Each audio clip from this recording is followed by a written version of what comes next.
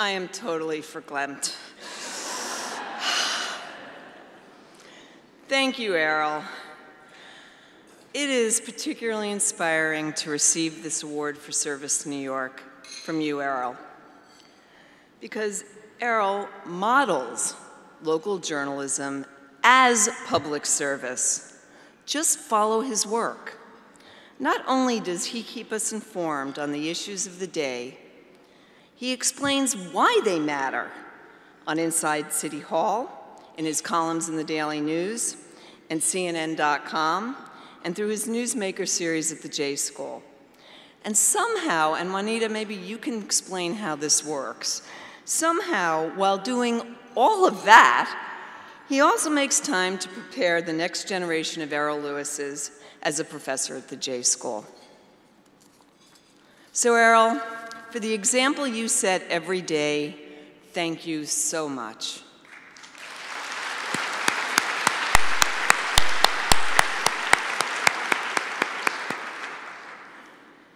And to the rest of us at this wonderful dinner tonight, let's pay attention to Errol's example, because before I'm done, I will ask each of you to step up, as Errol does, and find your way to support local journalism as a public service.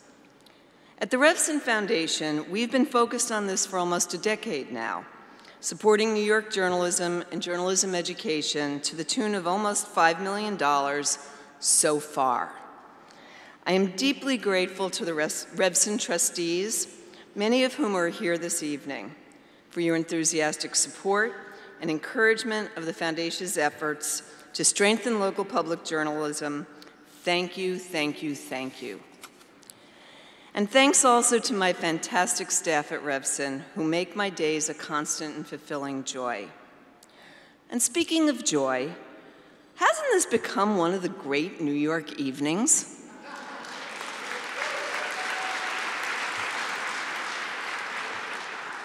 Congratulations, Dean Bartlett.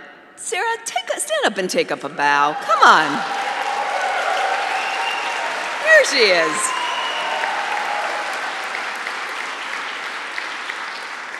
Congratulations, Dean Bartlett, for the success of this dinner, and to the entire staff and student body of the J School, bravo. Your commitment to the standards of excellence and dedication to innovation is second to none. I am humbled and awestruck to share this podium with Ta-Nehisi Coates and Nicole Hannah-Jones, who also exemplify the very finest of service to the public. And my great appreciation to Matt Winkler, Bob Cohn, and my good friends Jeffrey Goldberg and Peter Latman for all they've done to make this evening a great success. And how about those fantastic young alums we met earlier this evening? You go. When I hear their dedication to tell compelling stories based on facts, truth, and rigorous analysis, I don't worry as much about the future of journalism.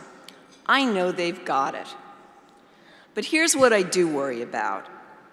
Are we doing everything we can to support them in getting to that future?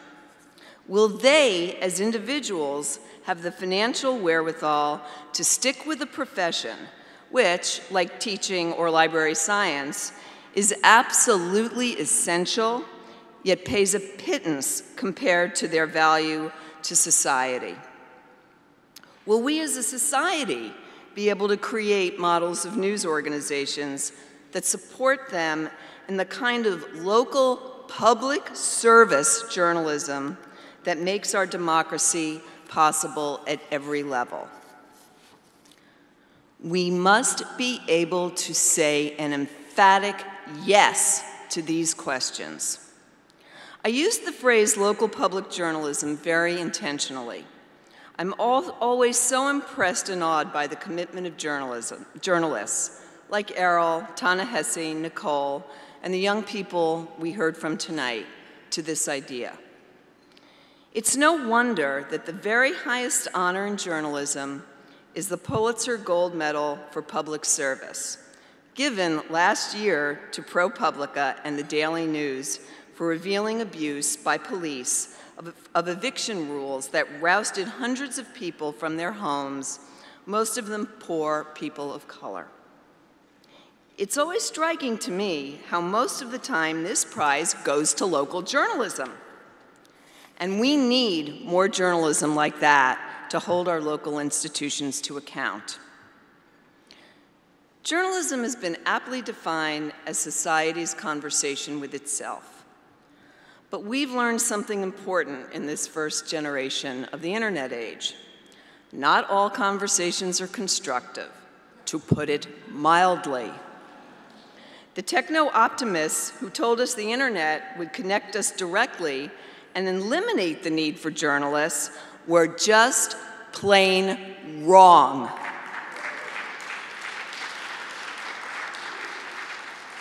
For our conversations to be constructive, we need moderators. We need journalists who dig out facts we couldn't otherwise find and call us out when we depart from the facts. We need journalists to create cohesive stories out of random facts, to give us a common base of knowledge from which to debate our differences, and to make sure we hear and see others who may not routinely encounter in our day-to-day lives. Now, no one in this room needs me to describe what a difficult time this has been for the media business. What I want to highlight for you is the crossroads I believe we've reached. While much work still needs to be done, the outlines of business models to support global and national journalism are beginning to emerge. This is a source of both optimism and, we hope, great jobs for CUNY journalism students. But here's the painful rub. We can't say the same thing for local journalism. Local journalism just doesn't scale, commercially speaking. Even here in New York, for all the good work, there's been a palpable deterioration in basic local beat reporting. The kind of work where journalists master a topic to keep us informed and engaged. Tonight, I am asking all of you to commit yourselves and your organizations to the rebuilding of local journalism here in New York and elsewhere, and I am happy to get the ball rolling. I'm proud to announce this evening an initial grant of $100,000 to create the Lisa Goldberg Fellowship, to provide scholarship support for CUNY journalism students with a special emphasis on helping New Yorkers from immigrant and minority backgrounds who have financial need.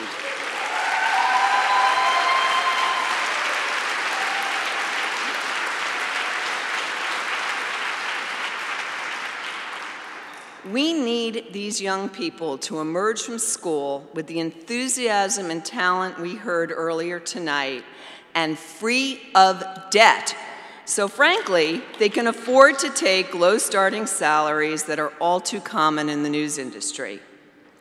Lisa Goldberg was my predecessor at Revson, and before her untimely death, she was instrumental in shaping our understanding that quality information is essential to civic life, and we need to work to preserve that. Which brings me to all of you. We all must do more. It has become clear that commercial models alone will not sustain the robust, in-depth, and independent local journalism that citizens need so they can engage in shaping New York City's future. Whatever part of New York life you're in, think about the importance of local journalism to you and how you can strengthen it. If you're in the foundation world, give some thought to how your goals, however you define them, lead inevitably back to the civic life and the essential role of local journalism. Whether the mission of your foundation is better education, stronger health care, a fairer justice system, or a more just society overall, Think about what a difference a small piece of your giving would make if focused on strengthening local journalism. So here's my ask.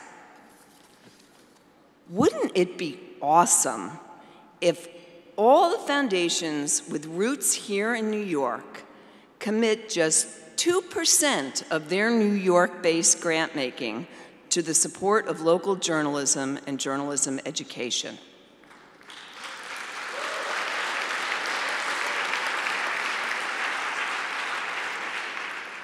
And for those deep-pocketed New Yorkers who contribute so generously to many important charitable causes in New York, I want to repeat a recent observation made by my friend John Thornton, the founder of the Texas Tribune.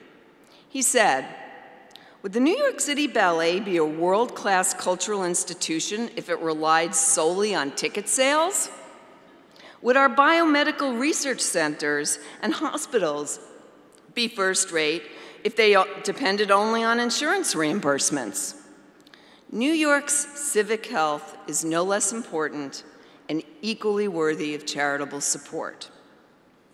CUNY Journalism School is doing its part by making sure that budding journalists from diverse backgrounds are trained and ready to go where the story is. It's up to the rest of us to make sure they will always have places to work. I thank you from the bottom of my heart for this honor, and thank you in advance for supporting the future of local journalism.